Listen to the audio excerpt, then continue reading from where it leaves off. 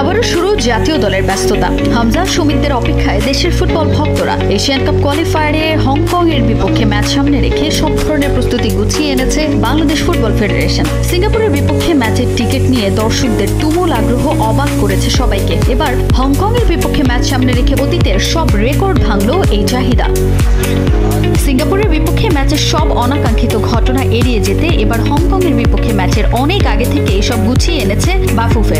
ঘরের মাঠে এই ম্যাচের আগে টিকিট বিক্রি প্রতিষ্ঠান কুইকেটের সঙ্গে চুক্তি করে ফেডারেশন। গেলবারের মতো এবার আর কোনো ঝক্কি ঝামেলা নয়, বরং সুষ্ঠুভাবেই টিকিট কাটতে পারেন দর্শকরা। মাত্র 24 মিনিটের মধ্যেই গ্যালারির 18,000 টিকিট বিক্রি সম্পন্ন হয়, যা এর আগে কখনো হয়নি। এছাড়াও স্কাই ভিউ এর টিকিটও সোল্ড আউট হয়েছে। শুধু বাংলাদেশ নয়, জার্মানি সহ বেশ কয়েকটি দেশ থেকেও টিকিট কেটেছেন দর্শকরা। এবারের টিকিট বিক্রি প্রক্রিয়া সুষ্ঠুভাবে হয় খুশি বাফুফে। তবে গেলবারের ম্যাচের টিকিট বিক্রির রেভিনিউ নিয়ে রয়ে গেছে ধোঁয়াশা। 3 মাসের বেশি সময় পেরিয়ে গেলেও এখনো সিঙ্গাপুর ম্যাচের রেভিনিউ নিয়ে সঠিক পরিমাণ জানাতে পারেনি বাফুফে। সেই হিসেব দিতে ফেডারেশনের হিসাব বিভাগের কোর্টে বল ঠেলে দিল কম্পিটিশনস কমিটি। আগামী 9 অক্টোবর ঘরের মাঠে হংকংকে আতিথ্য দেবে বাংলাদেশ।